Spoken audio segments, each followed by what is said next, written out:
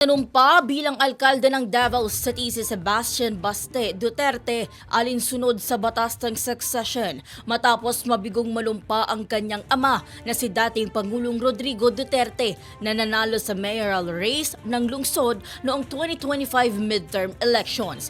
Ayon sa pamahalaang lungsod ng Davao, sabay nanumpa sina Baste Duterte bilang mayor at ang kanyang pamangkin na si Rodrigo Duterte II bilang acting Vice Mayor sa Davao City Hall.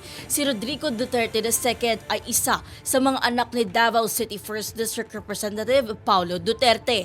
Pinangunahan ni Regional Trial Court Branch 11 Deputy Executive Judge Marie Estrelita Tolentino Rojas ang panunumpa ng dalawang opisyal. Matatandaang nabigong manumpa si dating Pangulong Duterte dahil sa kanyang pagkakaaresto batay sa warat na inilabas ng International Criminal Court kaugnay ng crime against humanity. Sa ilalim ng Section 11 ng Omnibus Election Code, maaaring ideklarang bakante ang posisyon ng isang nahalal na opisyal kung hindi ito makapanumpa sa loob ng 6 na buwan mula sa proklamasyon.